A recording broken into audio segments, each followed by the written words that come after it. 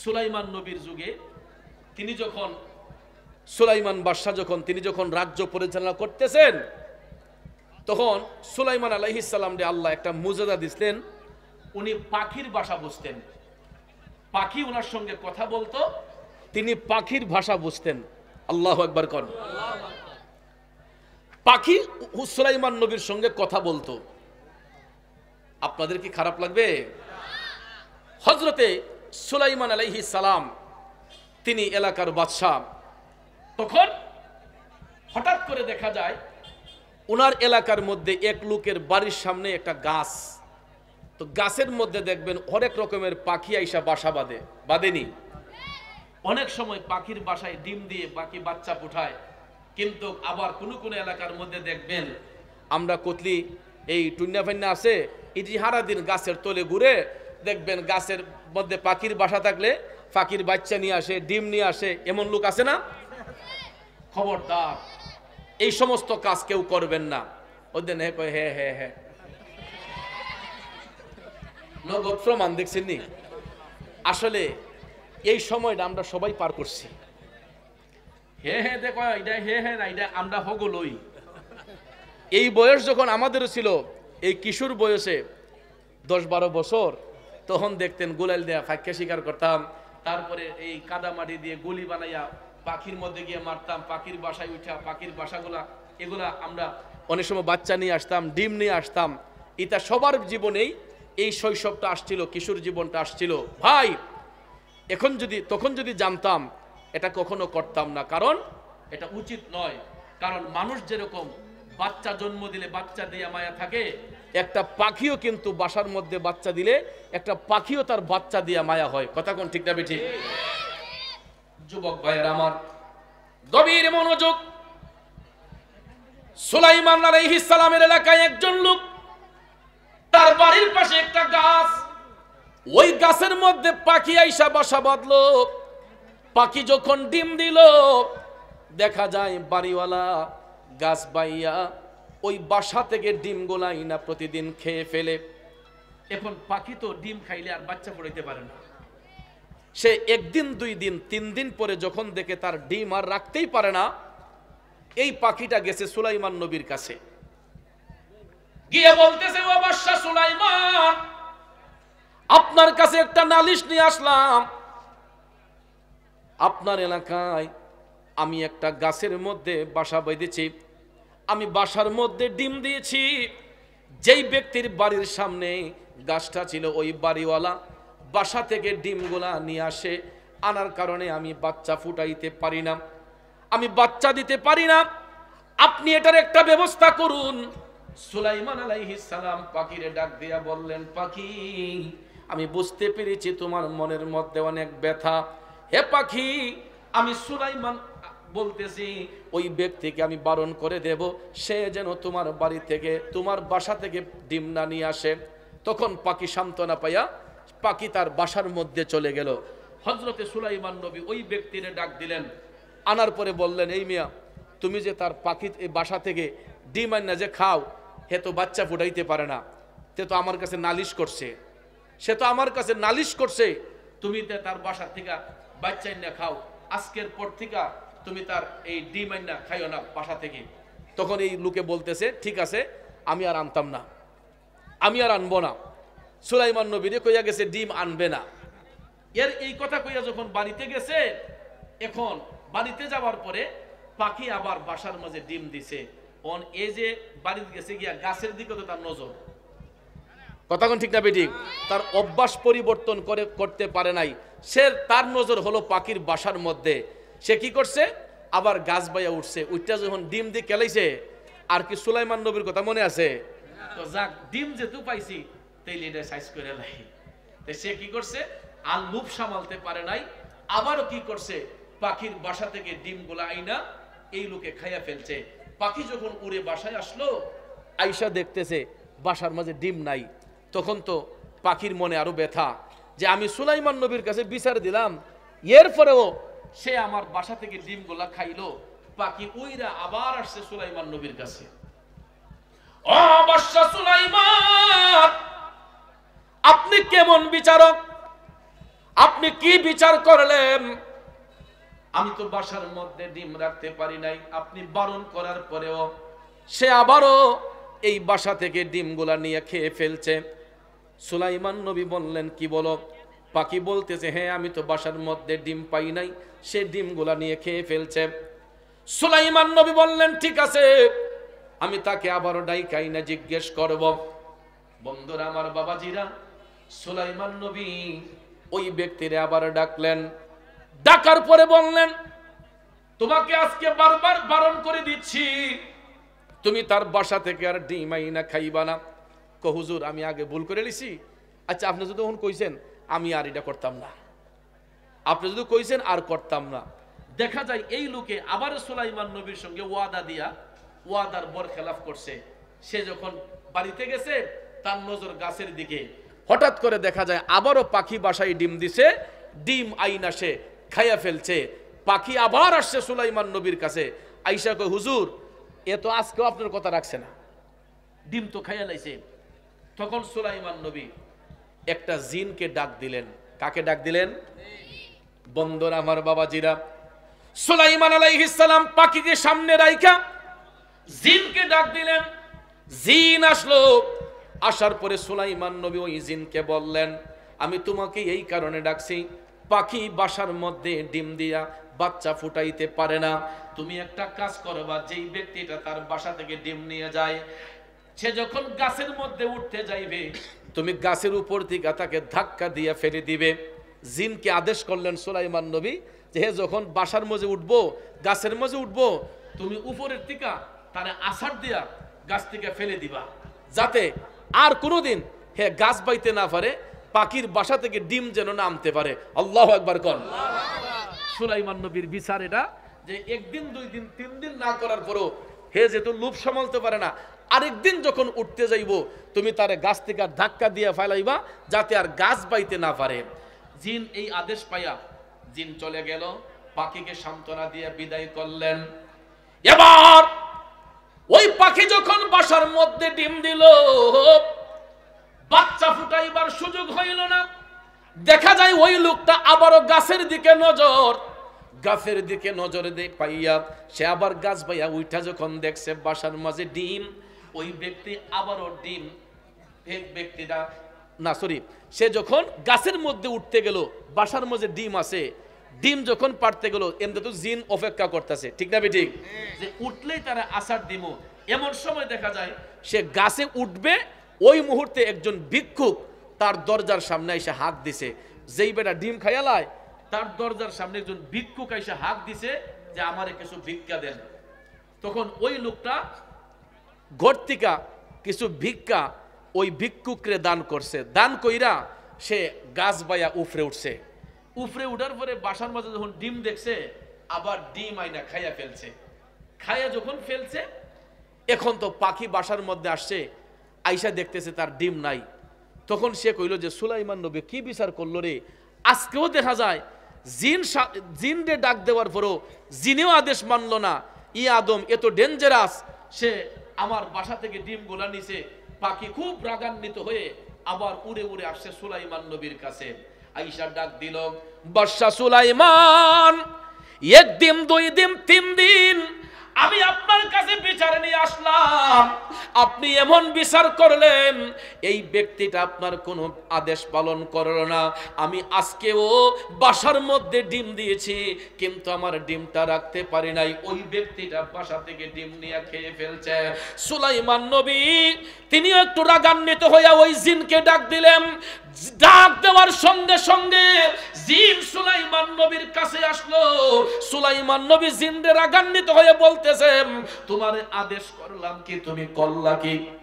তোমারে আদেশ করলাম কি তুমি করলা কি? আজকেও তার বাসা থেকে ওই ব্যক্তি ডিম নিয়ে খাইলো, তুমি কি বিচার করলা? তুমি কি শাসন করলা?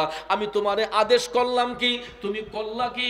তখন জিন ডাক দিয়া কয়, বাদশা সুলাইমান, আমি তো গাছের মধ্যে বসা ছিলাম তারে ধাক্কা দেওয়ার জন্য।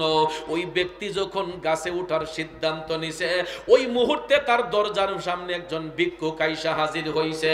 ওই ব্যক্তি ঘর থেকে থেকে তাকে যখন ভিক্ষা দিয়েছে, আল্লাহর রাস্তে যখন দান করেছে, তখন দুইজন ফেরেশতা আইসা আমি জিনকে এমন ধাক্কা দিছে, ধাক্কা দিয়া পৃথিবীর এপাশ থেকে ওই পাশে আমারে ফেলে দিছে, যেই কারণে আমি আর ওইটা দাঁড়াইতে পারি নাই।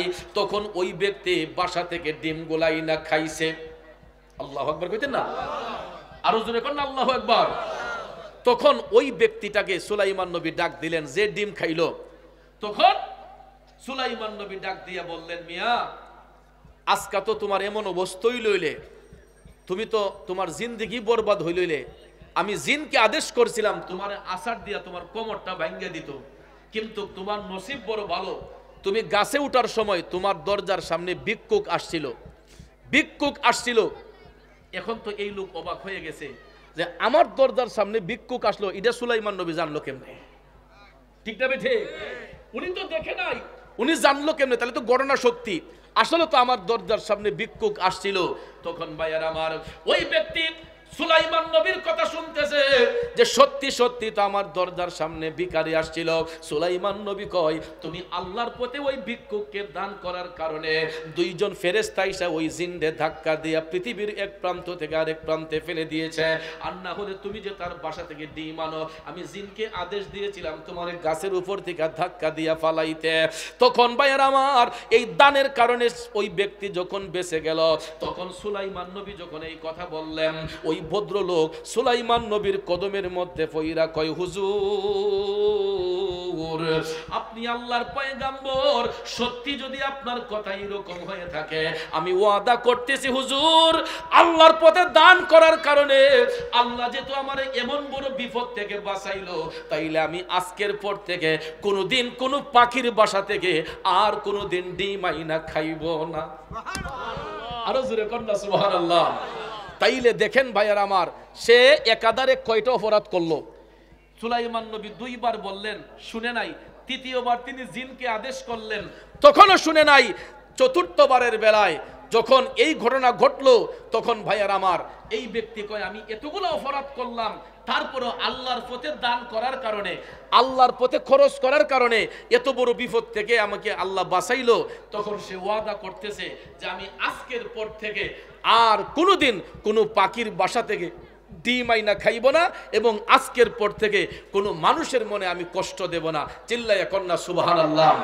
তাহলে দেখেন, আল্লাহর পথে খরচ করলে, আল্লাহর পথে দান করলে কেমনে দানের পবিত্রতা হয়?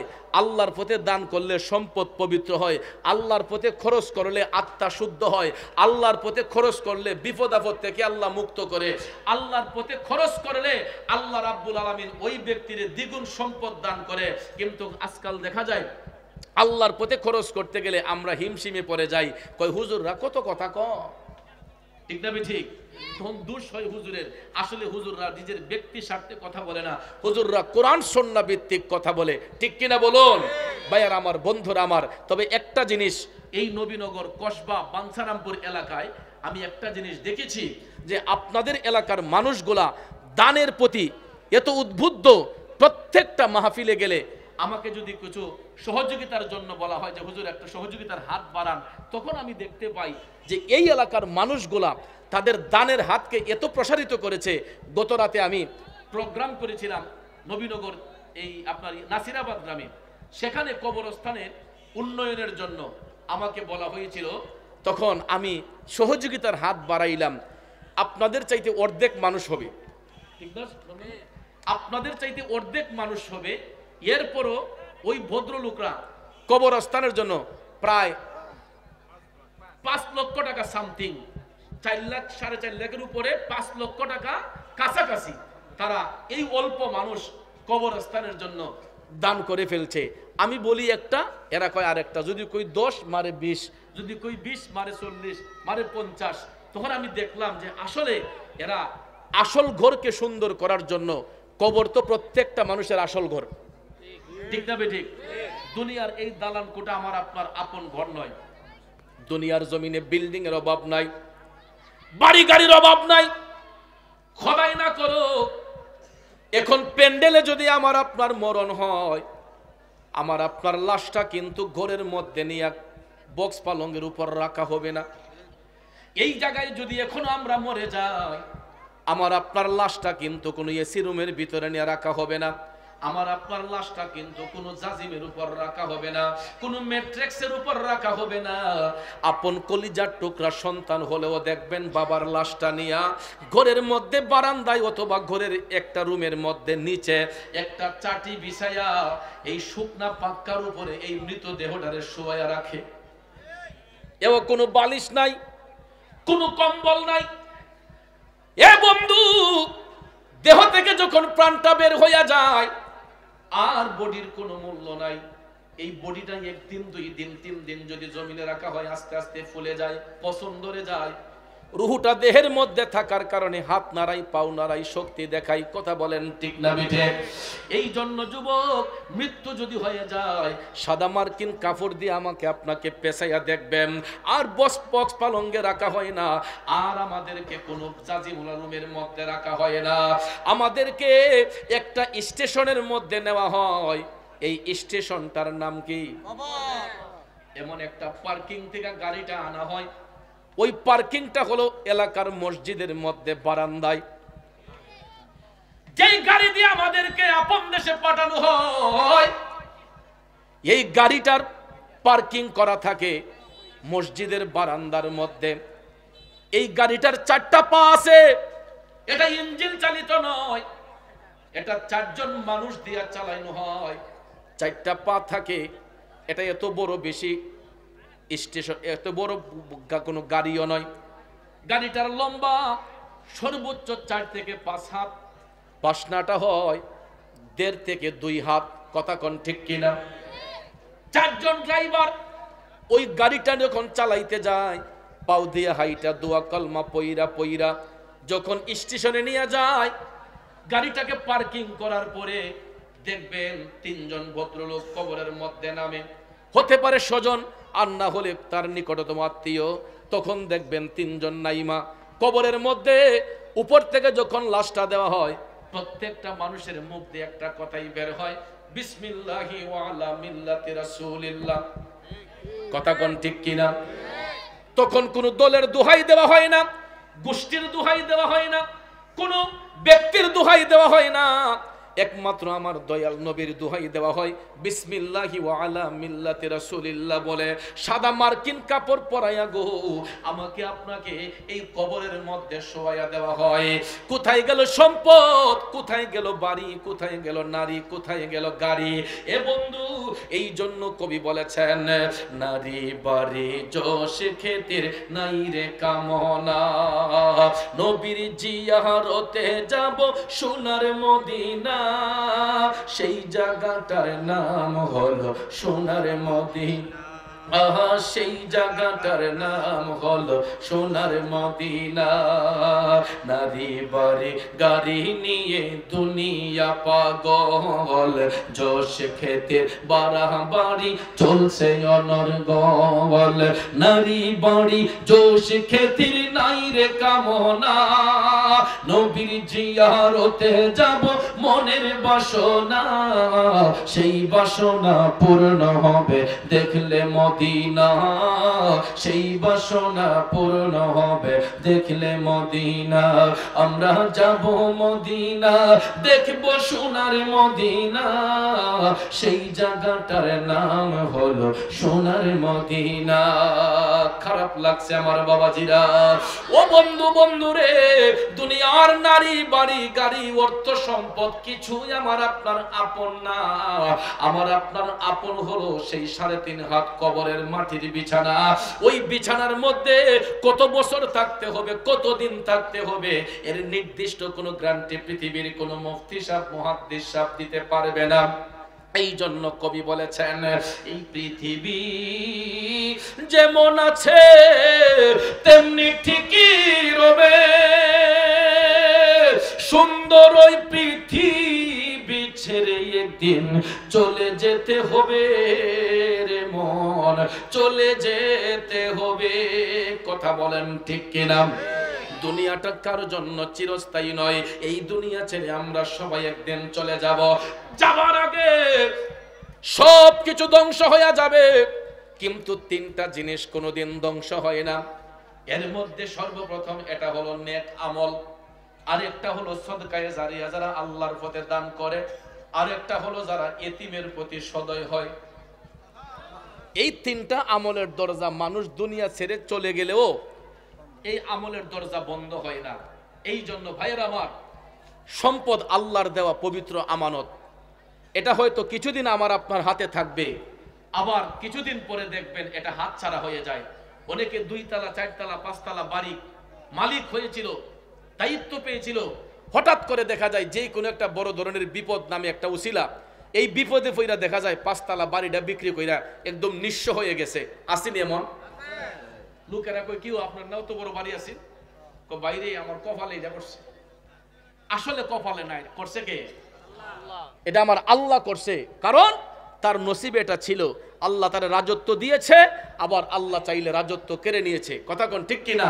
এটা কারো কোনো হাত নেই। এই জন্য ভাইয়ের আমার, সম্পদ পাইয়া টাকা পয়সার মালিক হইয়া অহংকার করতে নাই, ফখরিয়ত দেখাইতে নাই, রিয়া করতে নাই, এইগুলাকে মানুষ পছন্দ করে না। আর 3টা জিনিস যেই ব্যক্তির মধ্যে থাকবে সে কোনোদিন আল্লাহর ওলি হতে পারবে না, আল্লাহর বন্ধু হতে পারবে না। একটা হলো লোভ, আরেকটা হলো ক্রোধ, আরেকটা হলো হিংসা। লোভ, ক্রোধ, হিংসা, এই 3টা জিনিস মানুষকে ধ্বংস করে দেয়। আর এই 3টা জিনিস বাদ দিয়ে যেই ব্যক্তি চলতে পারে, ওই ব্যক্তিটাকে বান্দা থেকে আল্লাহ বন্ধু রূপে গ্রহণ করে। বান্দার মধ্য থেকে আল্লাহ তাকে বন্ধু রূপে গ্রহণ করে। এই জন্য আমাদের প্রত্যেকের উচিত, আমাদের প্রত্যেকের অবস্থান থেকে আল্লাহ তাআলা আমাকে আপনাকে যা কিছু দিয়েছেন, এইগুলা থেকে আমরা দানের হাতকে প্রসারিত করে আল্লাহর পথে খরচ করা আমাদের সবার উচিত। কথা কোন ঠিক কিনা? দান 2 প্রকার, একটা সাধারণ দান, একটা সদকায়ে জারিয়া। সাধারণ দান হলো যেমন আমরা ফকির মিসকিনকে দেখলে 5 টাকা 10 টাকা করে তাকে আমরা দান করি, এটা হলো সাধারণ দান। আরেকটা হলো সদকায়ে জারিয়া, মাদ্রাসার মধ্যে, মসজিদের মধ্যে, এতিমখানার মধ্যে, কোনো মাহফিলের মধ্যে, মাজলিসের মধ্যে, খানকা শরীফের মধ্যে সদকায়ে জারিয়া স্বরূপ আমরা যেটা মুক্ত হস্তে দান করি, এটাকে বলা হয় সদকায়ে জারিয়া। আর এটাই সর্বোত্তম দান।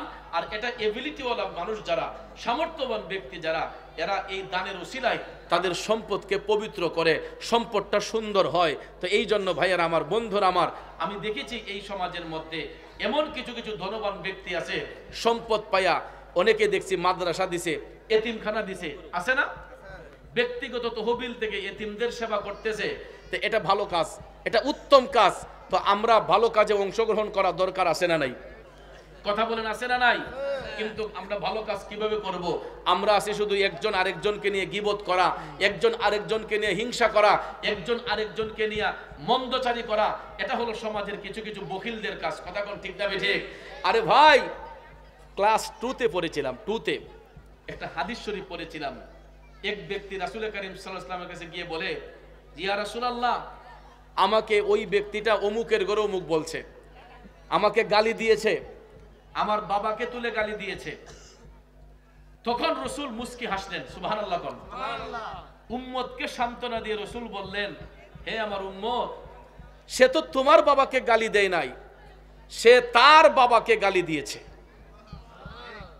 অর্থাৎ আমরা একজন আরেকজনকে গালিগালাজ করি, হনলার ছেলে, তনলার ছেলে, অমুকের ভূত, তমুকের ভূত, আমরা বইলা গালিগালাজ করি না? শুনেন, হাদিস শরীফে রাসূল বলেছেন, যে যার মা বাবাকে তুলে গালি দেয়, ওই গালিটা যাকে গালি দিল তার মা বাবার উপর পড়ে না, বরঞ্চ যে গালি দিল তার মা বাবার উপর ওই গালিটা এসে পড়ে।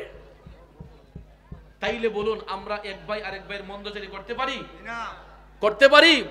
কিন্তু আমরা কিছু হলেই দেখবেন টেটা নিয়ে বের হয়ে যায়, শলা নিয়ে বের হয়ে যায়, তরোয়াল নিয়ে বের হয়ে যায়, ছুরি চাকু নিয়ে বের হয়ে যায়। ভাইয়ের আমার, বন্ধুরা আমার, আজকেও আমি একটু আগে আমি যখন খানকা শরীফে ছিলাম, তখন আমার এক বোন চোখের পানি ছাইরা কান্না শুরু করে দিছে। তার মোবাইল থেকে তার বাচ্চার ছবিটা আমাকে দেখালো যে হুজুর, কিছু দুষ্কৃতকারী দেখেন আমার ছেলেটারে মাইরা কি করছে।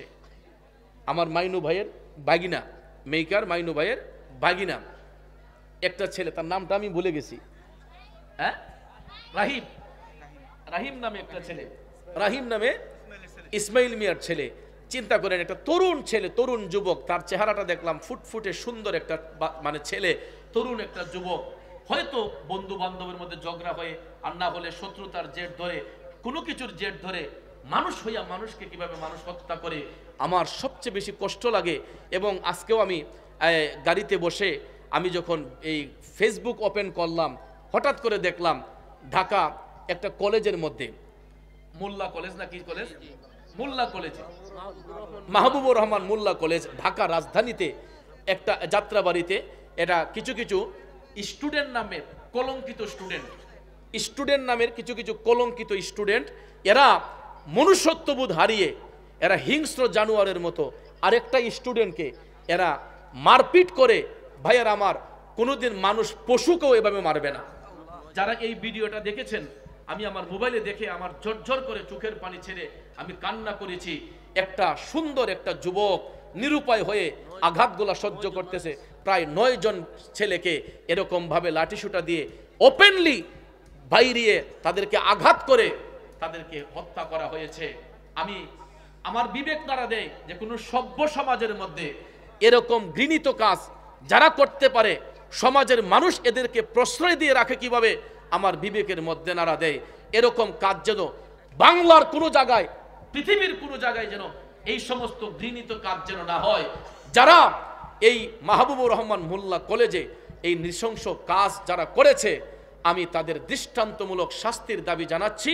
বর্তমানে অন্তর্বর্তীকালীন সরকারের কাছে আমি এর দৃষ্টান্তমূলক শাস্তির দাবি জানাচ্ছি আপনাদের সবার পক্ষ থেকে, ঠিক কিনা বলুন?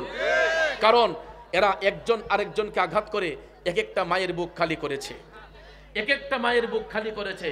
যারা মেরেছে এরার মা বাপ হয়তো তাদেরকে প্রশ্রয় দিবে, কিন্তু যারা মরেছে এদের মা বাবাকে কে সান্ত্বনা দিবে?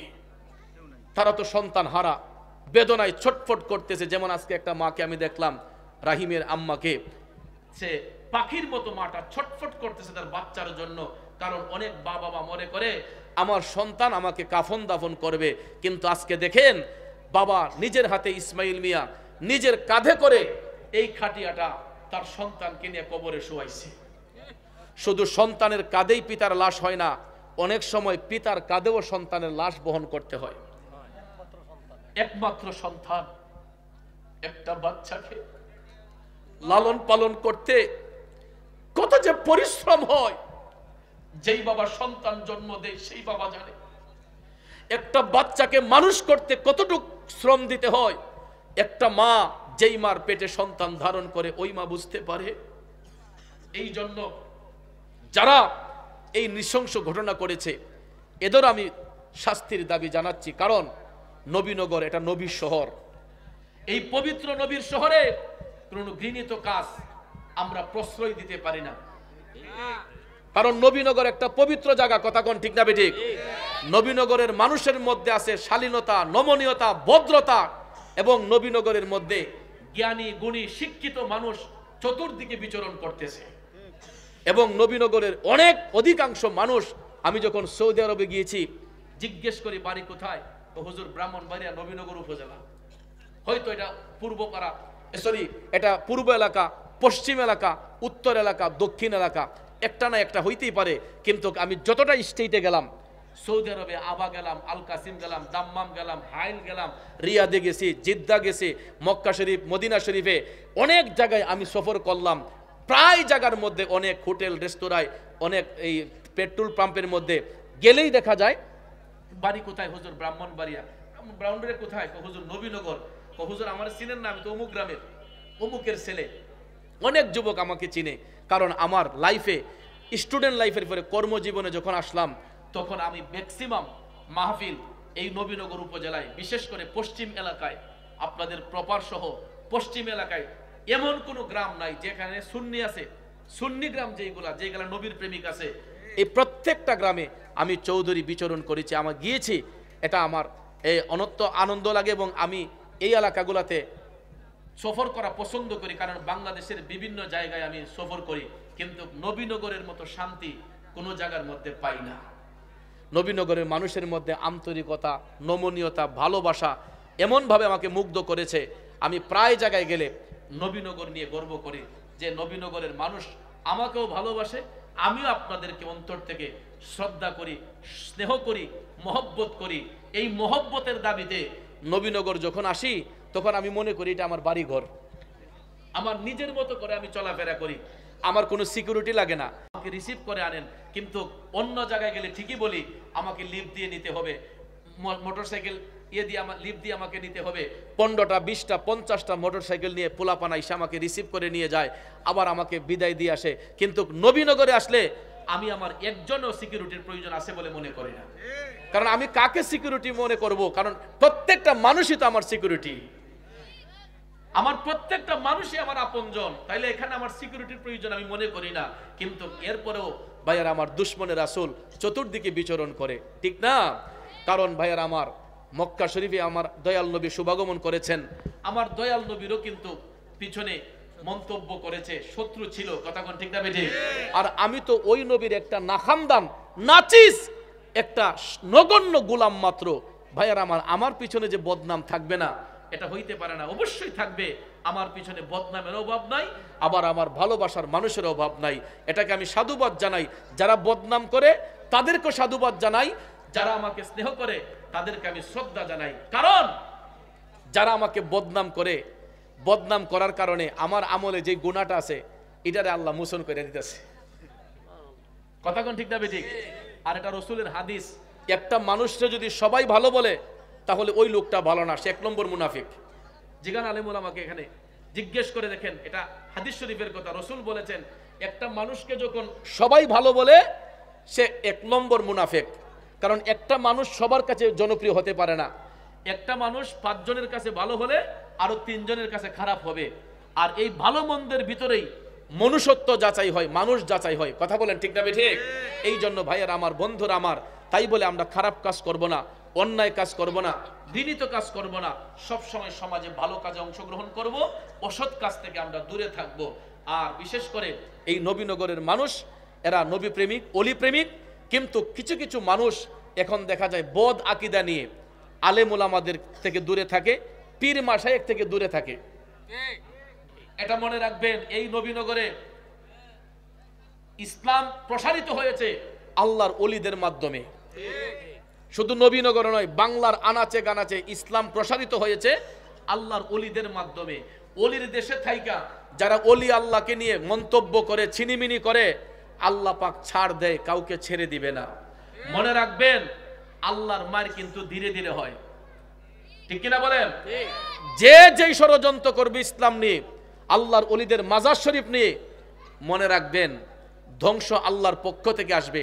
আমি মুরাদ চৌধুরী কিছু করতে পারবো না, মৌলানা মতিন সাহেব কিছু করতে পারবেন না, জোনপুরের পিসা হুজুর কিছু করতে পারবেন না, কিন্তু আমার আল্লাহ ন্যায় বিচারক, কথা কোন ঠিক না ঠিক? আল্লাহ উত্তম ফয়সালাকারী। আমার আল্লাহ ছাড় দেয় কিন্তু কখনো ছেড়ে দিবে না। আমার আল্লাহর মার ধীরে ধীরে হয়, এটা সব সময় মনে রাখবেন। আমরা ওলি আল্লাহকে তাজিম করেছি, করতেছি, করতে থাকিব। জোনপুরের আলা হযরত পিসা হুজুর, তাদের পূর্বপুরুষরা এই দেশে এসে ইসলামের খেদমত করেছেন, করতেছেন, করতে থাকিবেন যতদিন পর্যন্ত এই জোনপুরি আওলাদ এই দুনিয়ার জমিনে বেঁচে থাকবে। তাদের সুপরিচালনায়, সুপ্রচেষ্টায় ইসলামের প্রসারিত কাজ অব্যাহত থাকবে, কথা বলেন ঠিক না ঠিক? আজকে দেখেন এই আওলাদে ওলি, কোথায় ওনার বাড়ি, কোথায় তিনি আসলেন। এখানে তো আমরা ছাড়া ওনার আপন যে কেউ আছে? ওনার সব বেশি আপনজন তো আমরা সবাই। কিন্তু উনি দেখেন ওনার স্ত্রীর পুত্র ছাইরা তিনি কোথায় বাড়ি, একটা দেশ থেকে আরেকটা দেশে আসছেন। কিসের কারণে? একমাত্র ইসলামের খেদমত করার কারণে, একমাত্র দ্বীনের দাওয়াত দেওয়ার কারণে। আওলাদে ওলি, আল্লাহর ওলিগণ সেই ভারত থেকে বাংলাদেশের মধ্যে এসেছেন। তাহলে ওনার কি কোনো, এই ভারতে কি কোনো বাড়িঘর নাই, অর্থ সম্পদ নাই, ধন দৌলত নাই? সব কিছু আছে। বাংলাদেশের মানুষ যদি 1 পয়সাও ওনাকে না দেয়, ওনার কোনো সমস্যা নেই, কথা কোন ঠিক না বেটি? সমস্যা হবেও না। কারণ নবীর বংশের আওলাদদেরকে আমার আল্লাহ গায়েবী মদদে সাহায্য করে। কিন্তু তারা এক দেশ থেকে আরেক দেশে এসেছেন তাদের ব্যক্তি স্বার্থ হাসিলের জন্য নয়। আমাদের মতো কিছু কিছু পথহারা মানুষদেরকে, অন্ধপথের যাত্রীদেরকে আলোর পথ দেখানোর জন্যই এই আওলাদের রাসূল, আল্লাহর ওলিগণ এই জমিনের মধ্যে এসেছেন, কথা কোন ঠিক কিনা? যেরকম ভাবে ইয়ামেন দেশ থেকে আল্লাহর ওলি সুলতানুল বাংলা হযরতে বাবা শাহজালাল মুজাররদ ইয়ামানি রাহমাতুল্লাহ আলাইহি 360 আউলিয়ার বিশাল বাহিনী নিয়ে ইসলামের খেদমত করতে বাংলার জমিনে এসেছেন, ঠিক তারই ধারাবাহিকতায় বর্তমান জামানায়ও ভারতের জনপুর থেকে ইসলামের মশাল উড়ানোর জন্য আল্লাহর রাসূল আল্লাহর ওলিগণ হযরত মাওলানা তাজুল ইসলাম সিদ্দিকী জনপুরি মাদ্দাজিল্লাহুল আলী আমাদের মধ্যে তশরিফ এনেছেন। কথা কোন ঠিক কিনা? ভাইয়েরা আমার, দেখেন না আওলাদের রাসূলদের আওলাদে ওলিদের চেহারার মধ্যে তাকালেই কত একটা মায়া হয়। কথা কোন ঠিক না? তাকায়ে দেখেন না কত সুন্দর চেহারা, কত সুন্দর নুরানি চেহারা, আদব কায়দা নমনীয়তা সব দিক দিয়া নম্র ভদ্রতায় কোনো দিকে আল্লাহ কমতি দেয় নাই। কথা কোন ঠিক না? ঠিক। এটাও তাসাউফের কিতাব পড়লে পাওয়া যায়। আমার আলা হযরত ইশকে মোহব্বত লিখেছেন যে নাইবে রাসূল আল্লাহর ওলিদের চেহারার দিকে তাকালে আমল থেকে সগীরা গুনাহগুলো ঝরে পড়ে। সগীরা গুনাহগুলো ঝরে পড়ে যদি কেউ সহি নিয়তে ইখলাসের নিয়তে আল্লাহর ওলিদের চেহারার দিকে নজর করে। তাইলে বাজান আমার, বন্ধুরা আমার, এই মাহফিলটাও আজকে আমার আপনার জন্য নাজাতের উসিলা হইতে পারে। কথা কোন ঠিক না? ঠিক।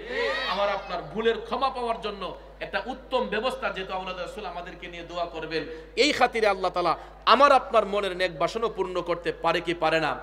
তো যেই হোক, আমি আপনাদেরকে এটা বলবো যে এই তার নামটা কি, ছেলে মারা গেল রাহিম নামের যে ছেলেটি এই মৃত্যুবরণ করেছে, শহীদ হয়েছে, আল্লাহ যেন তাকে উচ্চ মকাম দান করে, তার পরিবারকে যেন সবরে জামিল দান করে। পিসা বুজুর ওনার জন্য দোয়া করবে, তার জন্য আমরাও মনে প্রাণে দোয়া করব। আর বিশেষ করে এই নারায়ণপুরে আমার অনেক মহব্বতের মানুষ দুনিয়া ছেড়ে অন্ধকার কবরে, বিশেষ করে এলাকায় আসলে নারায়ণপুর গ্রামটা শুনলেই একজন ভদ্রলোকের কথা আমার মনে হয়। সুমি ডিজিটাল স্টুডিওর স্বত্বাধিকারী মিজান মাহমুদের আব্বা জনাব মরহুম আব্দুল কাদের সাহেব, ওনার নাম কি? আব্দুল খালিক মিয়া সাহেব আমাকে নিজের ছেলে মনে করে উনি স্নেহ করতেন। সর্বপ্রথম আমি যখন আসতাম, এই মিজান মাহমুদের আব্বা তার আম্মা আমাকে নিজের সন্তানের মতো স্নেহ করতেন।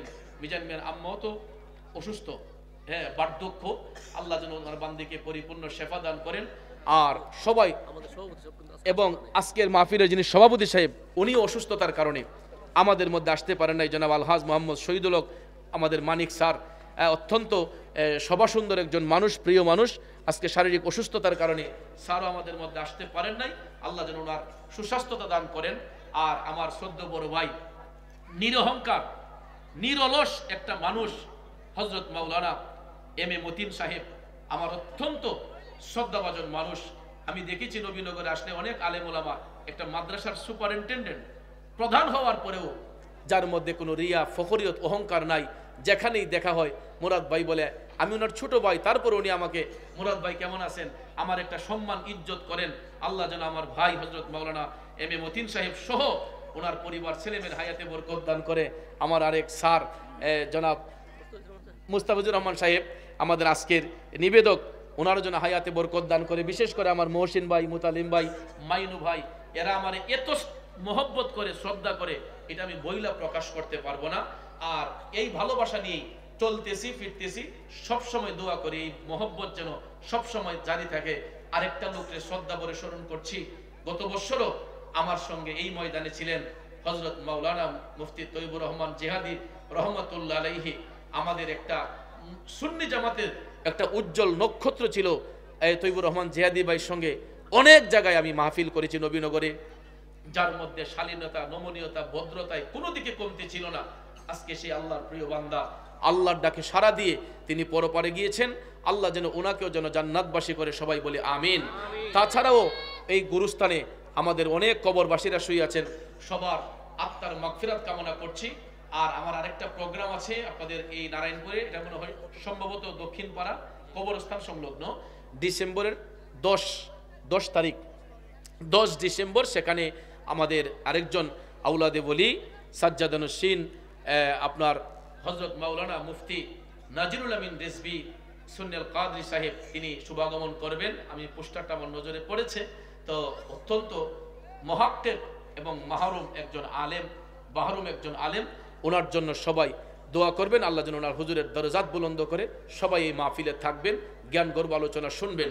তো জি 12 ডিসেম্বরে আমাদের নারায়ণপুরে আমার মামা জান কেবলা আওলাদ রসুল মরহুম মগফুর শাহ সৈয়দ উমর ফারুক রহমতুল্লাহ আলহের প্রতিষ্ঠিত খানকা শরীফের মধ্যে খানকায়ে ফারুকিয়া, এটার মধ্যে মাহফিল হবে 12 ডিসেম্বরে। আপনারা মাসিয়াতার আশিকিন জাকিরিন মুহিব্বিন মুরিদানের পক্ষ থেকে সবাইকে দাওয়াত করেছি, সবাই এই মাহফিল আপনারা উপস্থিত থাকবেন। তাছাড়াও যেখানে সুন্নিয়তের বাগান সাজানো হবে আমরা দলে দলে যোগদান করব, দলে দলে সেখানে যোগদান করব, সেই মাহফিলগুলোকে আমরা সৌন্দর্য মণ্ডিত করব। আমার কথায় কি আপনারা বিরক্ত হইতেছেন, রাগ করতেছেন? তো ভাইয়ার আমার, বন্ধুরা আমার চলায় ব্যবহারে আচরণে কারো মনে কষ্ট পেয়ে থাকলে কষ্ট নেবেন না। তরিকতের স্বার্থে সুন্নিয়তের স্বার্থে সবাইকে বলবো 5 ওয়াক্ত নামাজ পড়বো, হালাল রিজিক খাবো, হারাম ব্যবসায় যাব না, সৎ পথে থাকবো, আল্লাহর পথে খরচ করব। খরচ করতে গিয়ে আমি আমার এই এলাকায় গত বছর আমাকে আপনারা সহযোগিতার হাত বাড়ানোর জন্য বলেছিলেন আপনাদের কাছে। আমি গুনাহগারের উসিলায় আমি যখন সহযোগিতার হাত বাড়ালাম দেখলাম এমন পরিমাণে আপনারা দান করেছেন, আমার ভাইয়েরা লেখা কুল করতে পারে নাই, এত পরিমাণ আপনারা দান করেছেন।